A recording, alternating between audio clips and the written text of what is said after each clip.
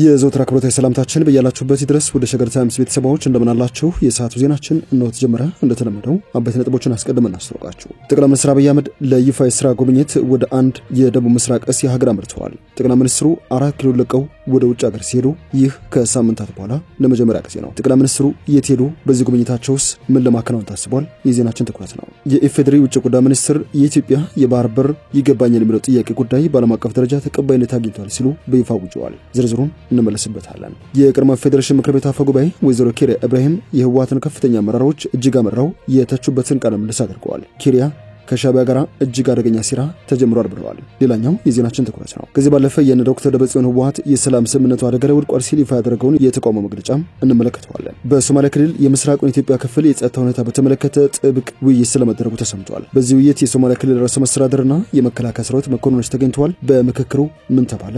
በዜናችን ተሰሙታላችሁ። እንደተለመደው ያዳመጣችሁን አብራችሁን ቆዩ። የቻናላችን የዘወትር አክብሮታዊ ግብዣ ነው። ወደ ቀዳሚ ጉዳያችን እናምራችሁ።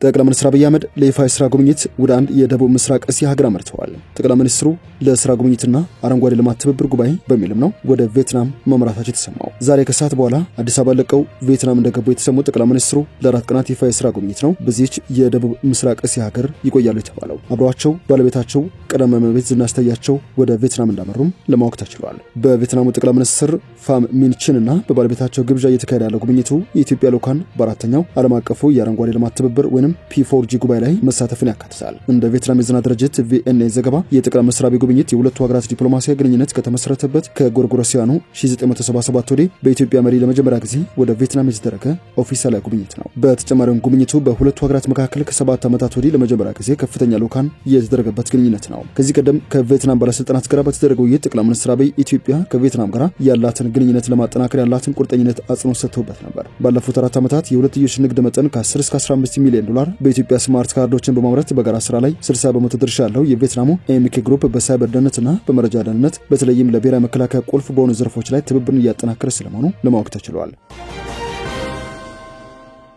ዜናችን ቀጥሏል። የኢትዮጵያ ቁጥር 1 ዲፕሎማት ናቸው የሚባሉት የውጭ ጉዳይ ሚኒስትሩ የባህር በርን ጉዳይ በተመለከተ በዓለም አቀፍ ደረጃ ተቀባይነት አግኝቷል ሲሉ ይፋ አድርገዋል። የኢፌዴሪ ውጭ ጉዳይ ሚኒስትር ዶክተር ጌዲዮን ጢሞቴዎስ የኢትዮጵያ የባህር በር ጥያቄ ይገባኛል ጉዳይ በዓለም አቀፍ ደረጃ የተሻለ ተቀባይነት እንዲያገኝ ማድረግ መቻሉን ይፋ አድርገዋል። ሚኒስትሩ እንዳሉት የመንግስት የ2017 በጀት ዓመት የሶስተኛው ሩብ ዓመት የ100 ቀን አፈጻጸምና የተሟላ የማክሮ ኢኮኖሚ ትግበራ በተገመገመበት ወቅት ነው። ዶክተር ጌዲዮን ጢሞቴዎስ የዲፕሎማሲ ዘርፉን አፈጻጸም አስመልክተው በሰጡት ማብራሪያ ባለፉት 9 ወራት በሁለትዮሽና በባለብዙ ወገን ዲፕሎማሲ ግንኙነት በርካታ ስኬቶች ተመዝግበዋል ባይናቸው። ኢትዮጵያ በብሪክስ መድረክ ውጤታማ ተሳትፎ ማድረጓን እንደዚሁም የአፍሪካ ህብረት ጉባኤን ውጤታማ በሆነ መንገድ ማስተናገዷና የህብረቱ የሰላምና የደህንነት ምክር ቤት አባል ሆና መመረጧንም አንስተዋል። ከጎረባች ሀገራት ጋር ከወደብና የባህር በር ጉዳይ ጋር በተገናኘ የነበሩ አለመግባባቶችን በሰላማዊ ዲፕሎማሲያዊ መንገድ መፍታት መቻሉን ጠቁመው የኢትዮጵያ የባህር በር ጉዳይ በዓለም አቀፍ ደረጃ የተሻለ ተቀባይነት እንዲያገኝ ማድረግ እንደተቻለ ነው ያመላከቱት።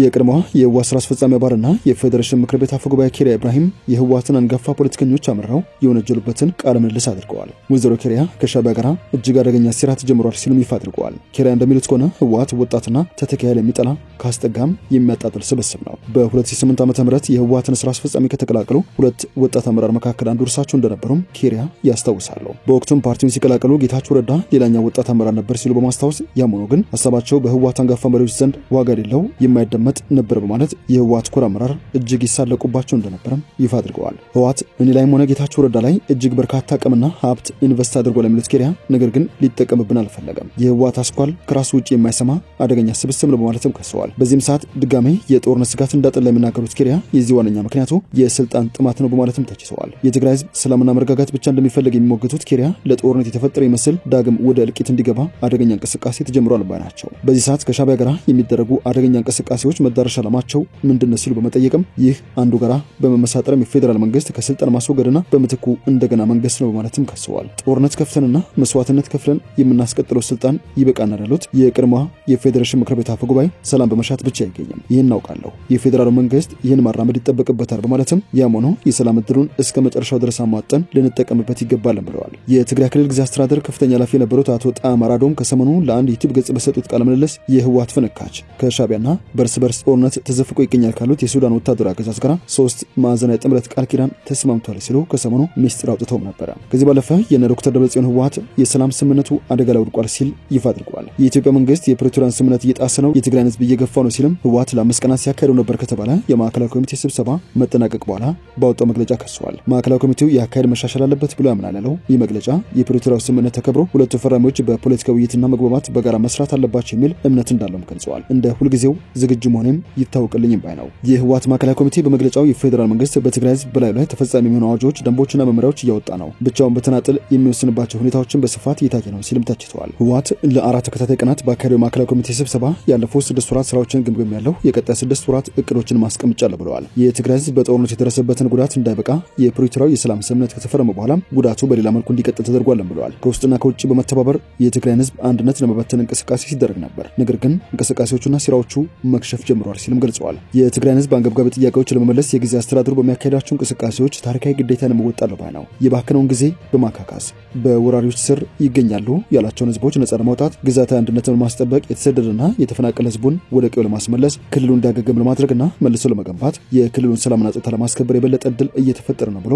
እንደሚያምንም ህወሓት በመግለጫው አስታውቋል። መሰረታዊ የሆኑ የህዝብ ጥያቄዎችን ከግብ ለማድረስ የፓርቲው አመራርና አባላቱ ህዝቡን በማስተባበርና በማደራጀት የጊዜ አስተዳደሩን ተልዕኮ ለማሳካት የሚጠበቅበትን ተግባር ለመወጣትም ይተጋር ብለዋል። በዚህ አጋጣሚ የሚመለከተው ሁሉ ግዴታውን እንዲወጣ ጥሪውን አቅርበዋል። የክልሉን ህዝብ ስቃይ ለማሳጠር እንደዚሁም ያለፉት ጊዜያት ድክመቶችን በሚያካክስ መልኩ ዓላማዎችን ለማስፈጸም ርብርብ እንዲደረግም ማዕከላዊ ኮሚቴው መወሰኑን አመላክቷል። በአሁኑ ወቅት ከኢትዮጵያ መንግስት ጋር የሚያገናኘን ብቸኛው ገመድ የፕሪቶሪያ ስምምነትን ያለው መግለጫው በመሆኑም ስምምነቱን ለመተግበር ተቀራርቦና ተማምኖ መስራት እንደሚያስፈልግም አምናለሁ ባይ ነው። ህወሓት እንደ ፈራሚና ተደራዳሪ በስምምነቱ መሰረት ዘላቂ ሰላምን ለማስፈን በሚደረገው ጥረቱ የሚፈልገውን ሁሉ ለማድረግ አሁንም ዝግጁ ነው ሲል ገልጸዋል። በተለይም የፕሪቶሪያ ስምምነት በትክክል ተግባራዊ እንዲሆን የኢትዮጵያ ህዝብና መንግስት፣ ዓለም አቀፉ ማህበረሰብና ሌሎች ባለድርሻ አካላት ኃላፊነታቸውን እንዲወጡ ሲል ነው የጠየቀው። ማዕከላዊ ኮሚቴው በመግለጫው በቀጠና የሚታየው ልዩ ትኩረትና ጥንቃቄ በሚጠይቀው የጂኦፖለቲካዊ ለውጦች እድገት በትግራይ በሚኖረው ተጽዕኖ በመገምገምም አቅጣጫ አስቀምጫለሁ ባይ ነው። የህወሓት ማዕከላዊ ኮሚቴ በተለያዩ ምክንያቶች በቀጠናው እየተፈጠሩ ያሉና ወደ ግጭት ሊወስዱ የሚችሉ ፍጥጫዎች በተለይ በትግራይ ክልል ላይ ሊያስከትሉ ስለሚችሉ ሁሉን አቀፍ ውጤት ትኩረት ሰጥቶ በዝርዝር መገምገሙን አመላክቷል። በሶማሊያ ክልል የምስራቁን ኢትዮጵያ ክፍል ጸጥታ በተመለከተ ጥብቅ ውይይት ተደርጓል። የሶማሊያ ክልል ርዕሰ መስተዳድር ሙስጠፌ መሐመድ ከጸጥታ ተቋማት አመራሮች ጋር ነው የተወያዩት። ርዕሰ መስተዳድሩ ከሀገር መከላከያ ሰራዊትና ከክልሉ የጸጥታ ተቋማት አመራሮች ጋር በተካሄደ ውይይት በክልሉ ድንበር አካባቢዎች ሰላምና ጸጥታ ለማጠናከር የሚያስችሉ እቅዶችም ተዘጋጅተዋል። ይህ ውይይት በክልሉ ያለውን የጸጥታ ሁኔታ ለማጠናከርና በተለይም የአልሸባብ ሽብር ቡድን እንቅስቃሴ ለመከላከል ያለመ ነበር ተብሏል። በሶማሊያና ኢትዮጵያ ድንበር አካባቢዎች የሚገኘው የመከላከያ ሰራዊትና የክልሉ ጥምር ኃይል የአልሸባብ የተለያዩ ጥፋት ሙከራዎችን ለመከላከል በተጠንቀቅ ላይ እንደሚገኝ ከወራት በፊት የመከላከያ ሚኒስትሩ ፊልድ ማርሻል ብርሃኑ ጁላ ይፋ አድርገው ነበር። በውይይት የተገኙት የሶማሊያ ክልል ርዕሰ መስተዳድር ሙስጠፌ መሐመድ ሀገራችን የያዘችውን ፈጣን እድገት ለማደናቀፍ አልሸባብና የውስጥ ጸረ ሰላም ኃይሎች ተናበው የምስራቁን ቦርደር አደጋ ላይ እንዳይጥሉ የጸጥታ ኃይሉ በንቃት መከታተል እንዳለበት አስገንዝበዋል። በመከላከያ ዘመቻ ዋና መምሪያ የኃይል ክትትልና ስምሪት መምሪያ ኃላፊ ሜጀር ጀነራል ተስፋዬ አያሌው ኢትዮጵያን በምስራቁ ቦርደር ለመተንኮስ ባለፉት ጊዜያት አልሸባብ በርካታ ሙከራዎችን ያደረገ መሆኑን ጠቁመው ህብረተሰቡን ጨምሮ የመከላከያ ሰራዊትና የክልሉ ጸጥታ ኃይሎች የሀገሪቱን ቦርደር ሆነ ክልሉን ሳያስደፍሩ መቆየታቸውን አስታውሰዋል። የምስራቅ እዝ ምክትል አዛዥ ለውጊያ ድጋፍ አገልግሎት ሜጀር ጀነራል ፍቃዱ ጸጋይ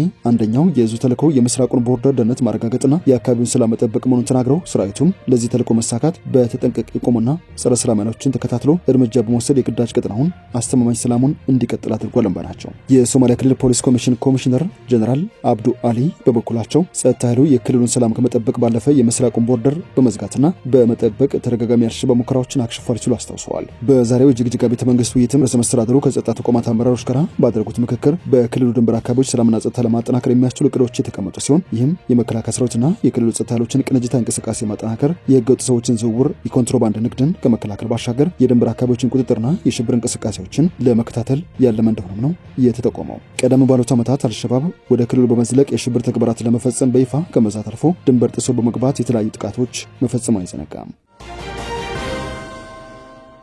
በመጨረሻም የውጭ ጉዳይ እንመልከት።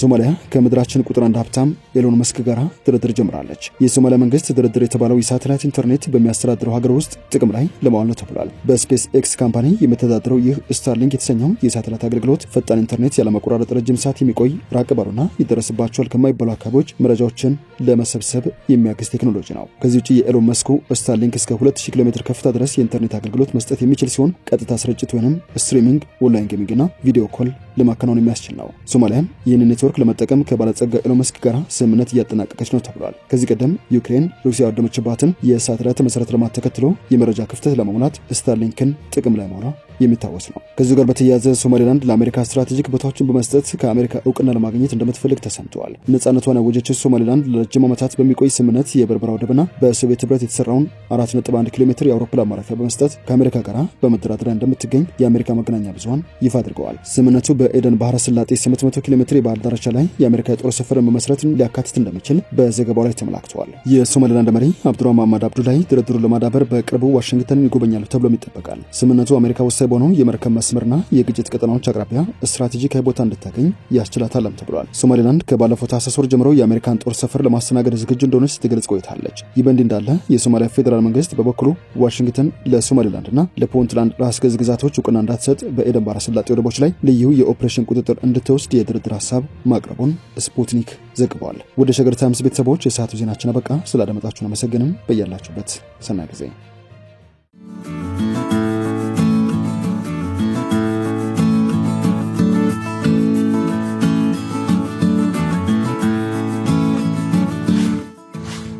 ሸገር ታይምስ ሚዲያን ሰብስክራይብ በማድረግና ደወሉን በመጫን ይከተሉን።